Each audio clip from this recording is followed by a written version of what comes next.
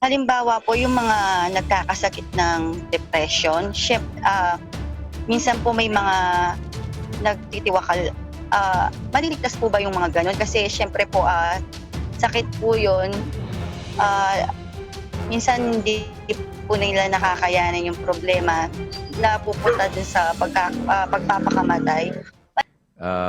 Sa Arayat, Pampanga, sa Telapayong, si kapatid na Carol Santiago, isang Iglesia ni Cristo ni Manalo. Kapatid na Carol, magandang gabi po sa inyo. Tuloy po kayo. Ano po ang inyong katanungan? Magandang gabi po, Brother Daniel, Brother Eddie.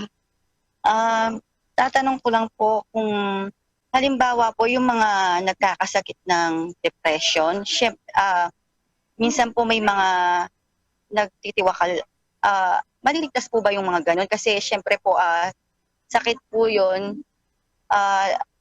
minsan hindi po nila nakakayanan yung problema, napupunta dun sa pagpapakamatay.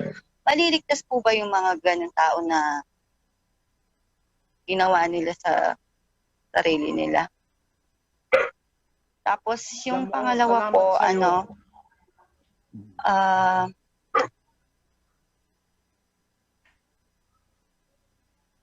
Sige po, kapatid.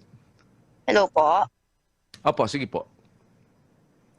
At saka tatanong ko po kung ano po yung ibig sabihin ng nangyari po sa akin kasi po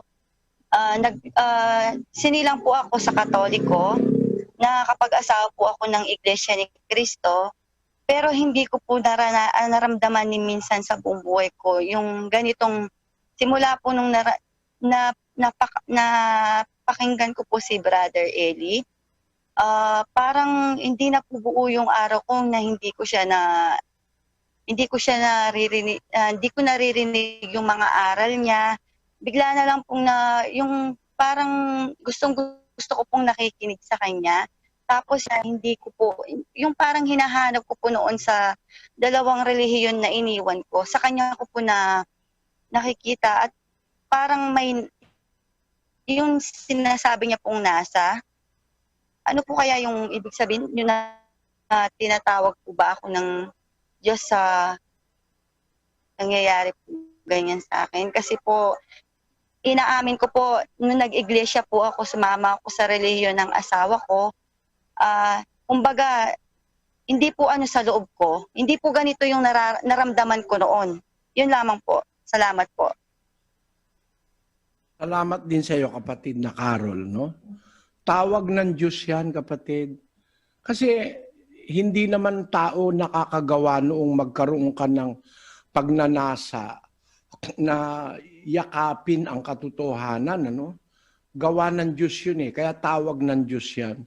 Sa 2:13 ng Epeso, pakinggan mo, kapatid. Sapagkat Diyos ang gumagawa sa inyo maging sa pagnanasa at sa paggawa ayon sa kaniyang mabuting kalooban. Ayun, Diyos ang gumagawa sa inyo maging sa pagnanasa at sa paggawa ng ayon sa kanyang mabuting kalooban. Ang sabi sa Kapampangan dyan, uling in Diyos, yaing darapat kay kayo, bang magnasa at dapat dikil king kayang minamayap. Yun. Kaya gawa ng Diyos yun para magkaroon ka ng nasang makinig, nasang mag-aral, sumampalataya. Gawa ng Diyos yun, tawag ng Diyos yun. Ikalawang Tesalonica 2:14. Sa kalagayang ito'y tinawag niya kayo sa pamamagitan ng aming ebanghelyo upang... Ang pagtawag ng Diyos, kapatid, sa pamamagitan ng aral ng ebanghelyo, hindi dahil sa pag-aasawa. Pagka magre-relihiyon ka dahil sa pag-aasawa lang, mali agad yun. Hindi ka makakakita ng kapayapaan.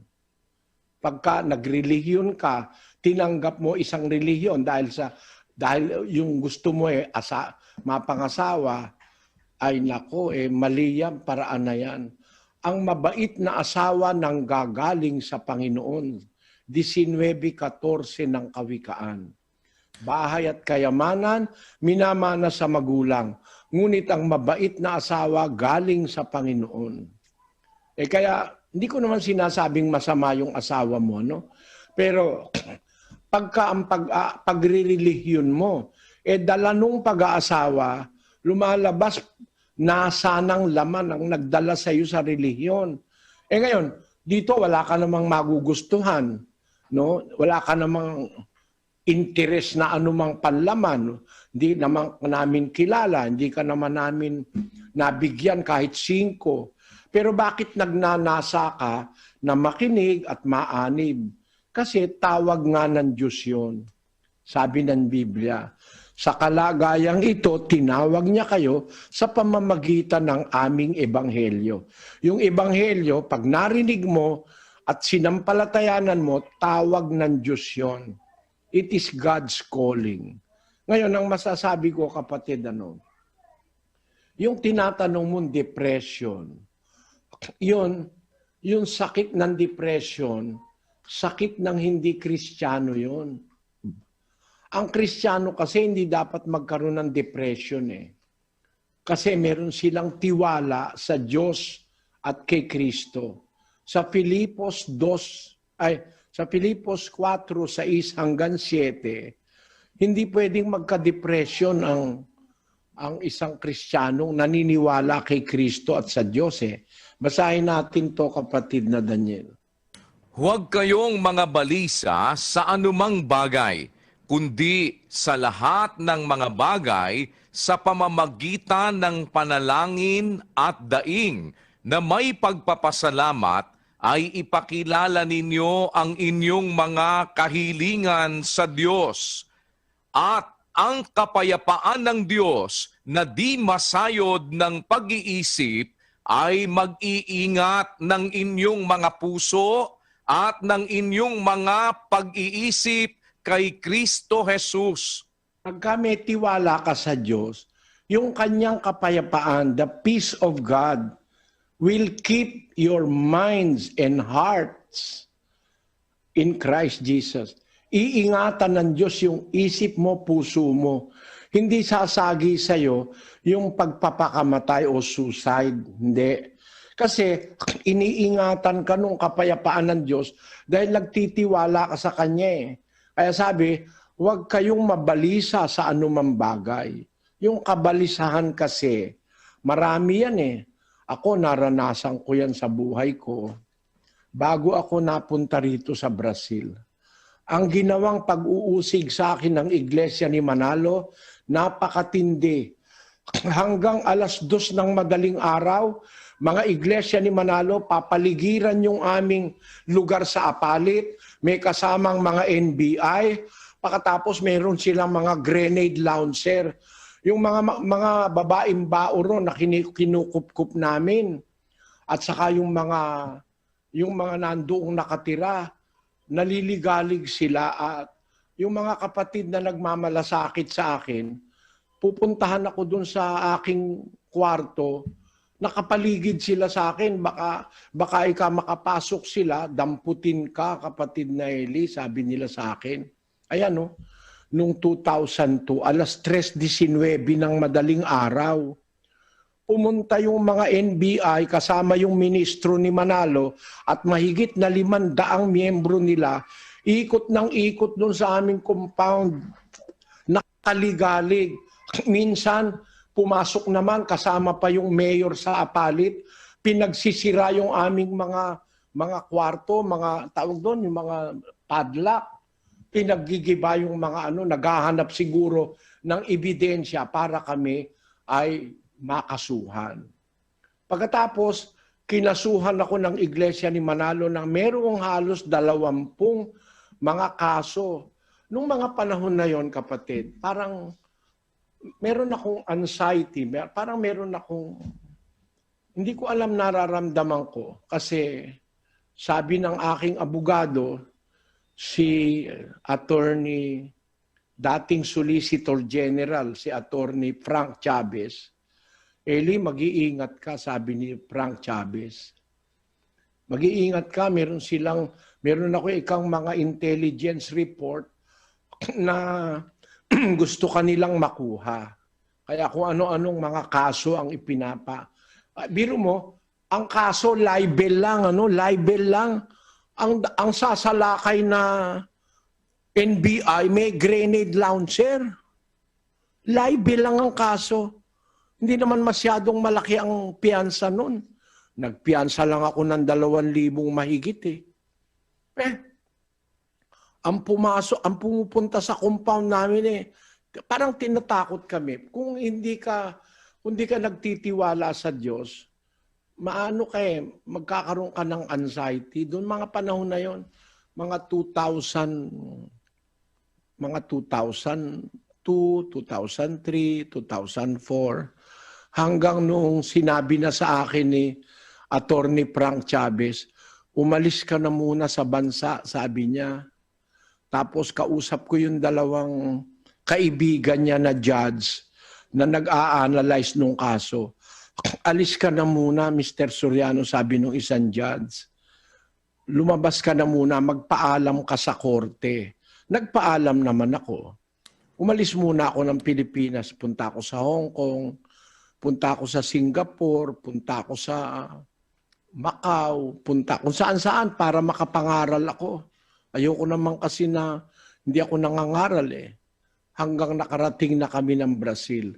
Nung mga panahon na yon, kapatid, marami akong sinalungang parang mga alalahanin. Iniwan ko yung aking mga mahal sa buhay sa Pilipinas. Nakarating ako sa isang bansa na hindi ko naman alam ang wika. Na parang pagka nandoon ka sa immigration, para kang isinasalang sa matinding, tawag doon, interrogation. Biro mo, pagdating ko sa London, 2 oras akong nakatayo doon na ako'y inaano nung immigration officer. Bakit daw ako pupunta sa London? Bakit daw hindi ako sa hotel tutuloy? May pera raw ba ako? Yun, mga ganon. Parang humiliation. Noong mga panahon na yun, ang bigat-bigat ng loob ko, kapatid. Pero ang sabi ng Panginoon, sa sanlibutan, meron kayong kapighatian, sabi niya. Laksan niyo ang loob, aking dinaig ang sanlibutan, sabi ng Panginoong Jesus.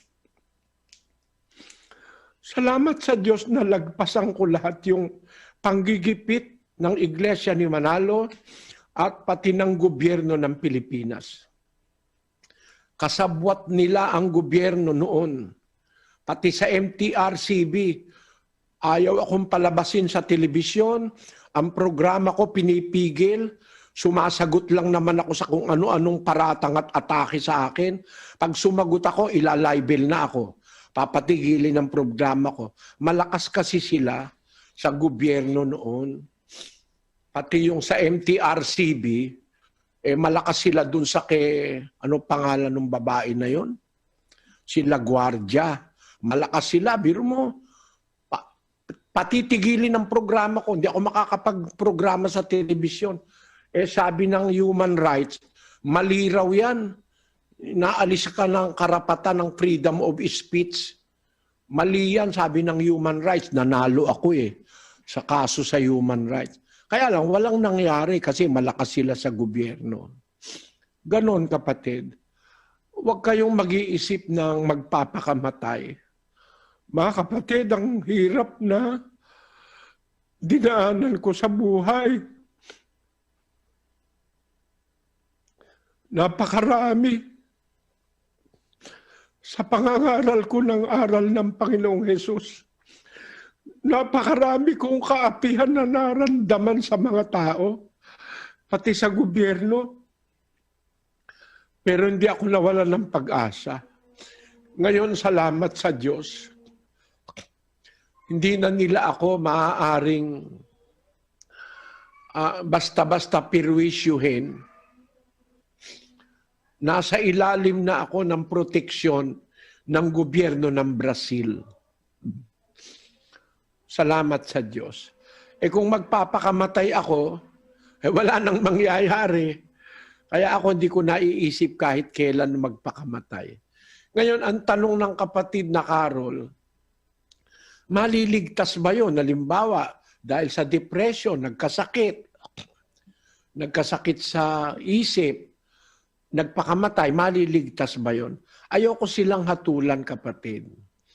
Kasi kung wala naman silang alam na aral ng Diyos, ay hindi nila alam ang aral, ang Diyos na bahalang humatul sa kanila.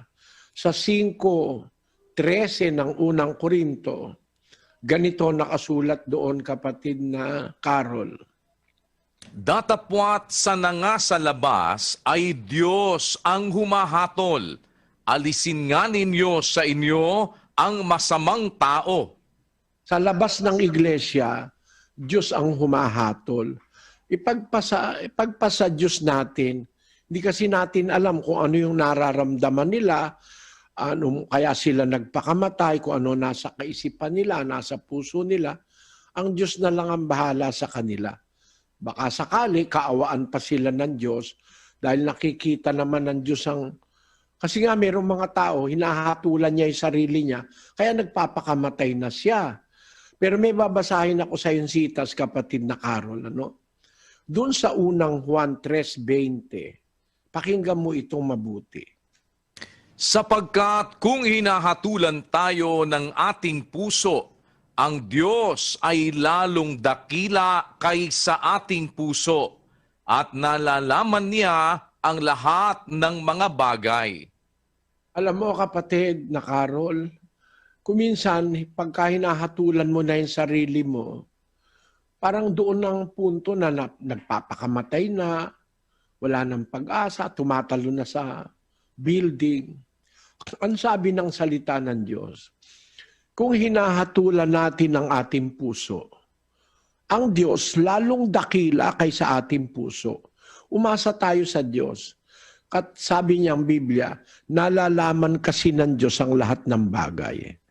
So ang Diyos ang nakakaalam na lahat ng bagay dun sa mga nagpakamatay dahil sa anxiety, depression. Ang Diyos na ang makakahatol sa kanila. Ako ayokong makialam doon, kapatid. Pero masasabi ko, masama talaga yung magpakamatay. Masama yun. Yun ang ginawa ni Judas Iscariote. Kaya siya napahamak Nagpakamatay siya. Baka kung hindi nga nagpakamatay yun, baka mapatawad pa yun Pero tinawag siya ng Panginoon Kristo, anak ng kapahamakan. Son of perdition. Dahil nga hindi nagpakamatay siya Naisip ko nga, baka yun kung hindi nagpakamatay, maligtas pa yun maging dapat pa Bakit? Si Pedro rin naman, di ba? Apostol din si Pedro, idininay niya si Kristo, 3 beses niya idininay Halos pareho lang sila ni Judas Pero si Pedro nagsisi, naging dapat siya sa Diyos. Si Judas, ba't hindi naging dapat? Nagpakamatay kasi Kaya yung mga nagtatangka magpakamatay, wag, matitiis nyo yan. May sakit pa ako, may asthma ako mula sa pagkapata. Mula sa pagkapanganak ko, may asthma na ako Awa ng Diyos, natitiis ko, mga kapatid, mga kababayan. Iba yung mayroong kang inaasahang Diyos sa buhay, hindi kanya papabayaan. Pag gipit na gipit ka na, sasaklolo siya. Pag inaapi ka ng masyado, sasaklolo siya. Salamat sa Diyos. Sana naintindihan mo yung sagot ko sa iyo, kapatid na Carol. Maraming salamat po, Brother Eli. Actually po, pati po yung asawa ko, hindi na po siya sa INC. Mas gusto niya po dito sa programa yung nakikinig. Matagal na po kaming hindi sumasama sa INC. At aalis na rin po kami doon. Balak po namin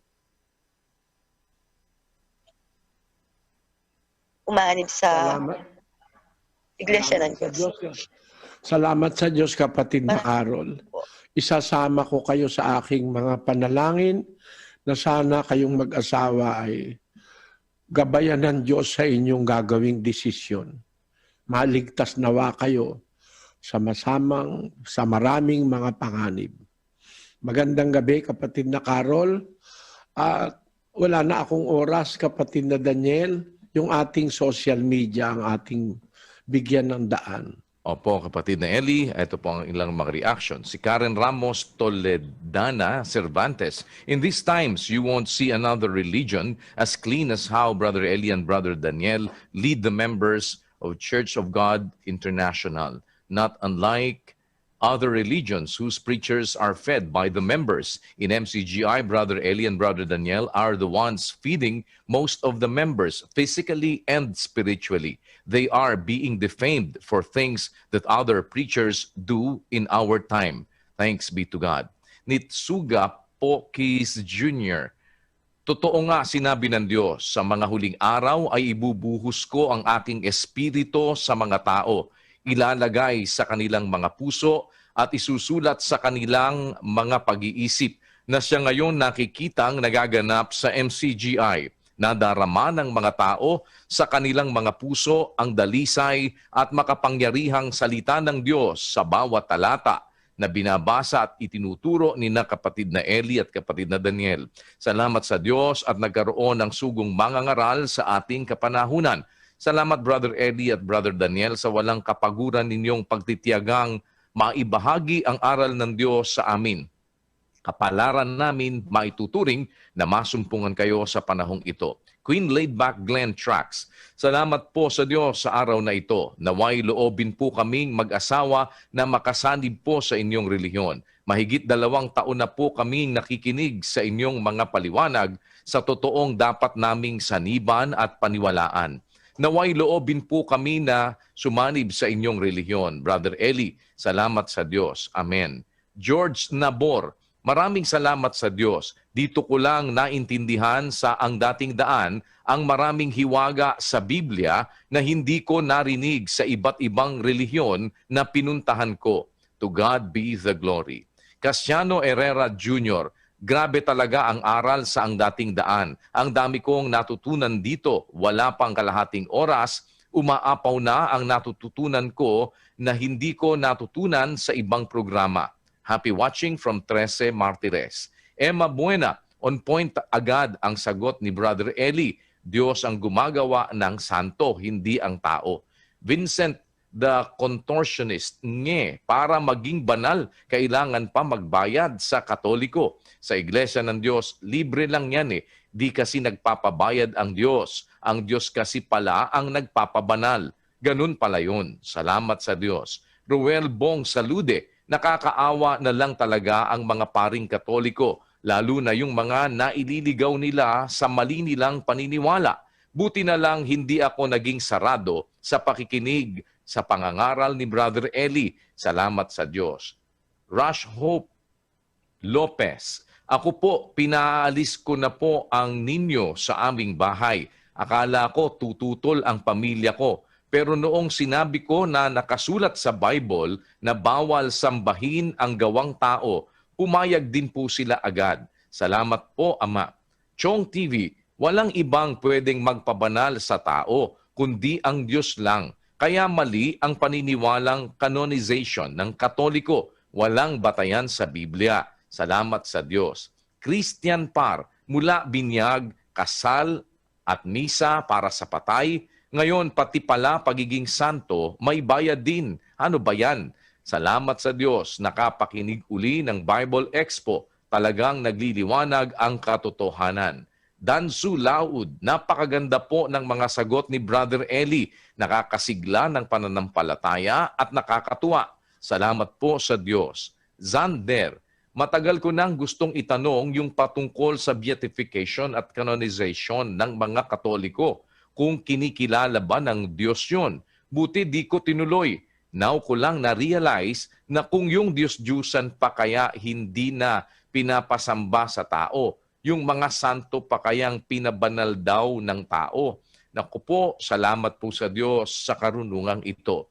Jen Babor, grabe, natauhan talaga ako sa mga nalalaman ko dito sa Church of God. Salamat po sa Diyos dahil binigyan niya pa ako ng pagkakataon na mapakinggan ang mga utos niya. At salamat din kay Brother Eddie at Kuya Daniel dahil sila po ang ginagamit niya para ipahayag ang katotohanan. Salamat po sa Diyos.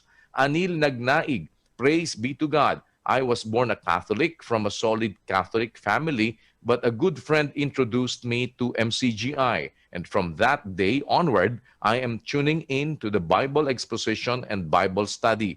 I'm hoping that I would be able to complete the indoctrination, which will start next week. And I pray that I will be baptized in the true Church of God. To God be the glory. Christian Amparado Namoro, salamat po sa Diyos. Dati akong sakristan ng Katoliko. Ipinuprosesyon pa namin ang mga rebulto na yan. Yun pala, bawal sa Biblia ang mga rebulto. Salamat po sa Diyos at tinawag ako upang makaalis sa pagsamba sa mga Diyos-Diyusan.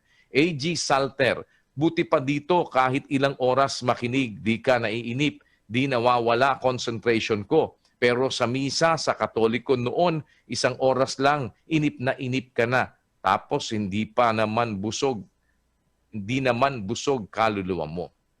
Roberto Obet Basaka, salamat po Brother Eli sa mga salitang ibinabahagi nyo sa amin tungkol sa aral ng salita ng Diyos. Sana po humaba pa ang buhay nyo. Paano kung wala na kayo? Kayo lamang po ang magandang magpaliwanag at bawat pagharap nyo sa amin ay humuhugot ako ng lakas.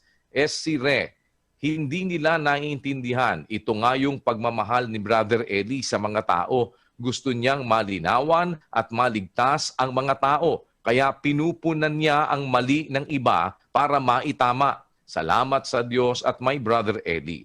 Renato Escano, Katoliko po ako pero hindi tinuturo ng mga pari ang lahat ng aral sa Biblia.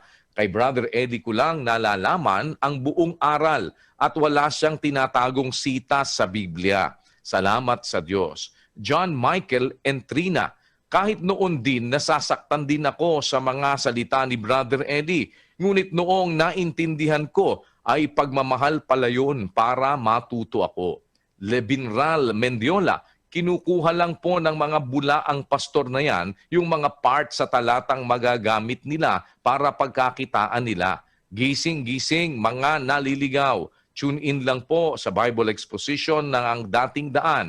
Tiyak may matututunan kayo. To God be the glory. Ruben Batino, dati akong mali. Napakinggan yung saway ni Brother Eli. Noong una, nagagalit din ako. Pero naisip ko, tama naman sinasabi. Wala akong dapat ikagalit. Salamat sa Diyos. Ariel Reyes, iba talaga si Brother Eli magpaliwanag, tago sa puso. Kung nagmamalasakit ka sa kaluluwa mo, hindi mo iwawalang bahala ang bawat salitang lumalabas sa kanyang bibig. Salamat po sa Diyos. Ren Ribalde, ako ay isang Katoliko, pero mas pinipili ko po na makinig dito. Actually, 3 kami ng ate at kapatid ko ang nakikinig sa MCGI. Salamat sa Diyos at kinakasangkapan niya kayo, Brother Eli Soriano at Kuya Daniel Rason, upang mangaral ng totoo at matuwid. Respeto po sa mga iba't ibang relihiyon. Dito po kasi napapanatag ang kalooban ko. Dito po sumasaya ang puso at espiritu ko. Di man po ako perpekto, pero gusto ko po magbago at umanib sa inyo. Dahil alam ko po, dito po ako mas mapapabuti at dito ako magiging matuwid para sa Diyos. Nawa, pati ang pamilya ko, maisama ko sa matuwid. To God be all the glory. Loobin ng Diyos, maging kaanib niyo po ako before the end of this year. Yan po ang ilan sa ating mga social media reactions, kapatid na Eli. Salamat sa inyong lahat mga kapatid. Wala na po tayong oras. Umawi tayo ng isang himno para sa ating global prayer.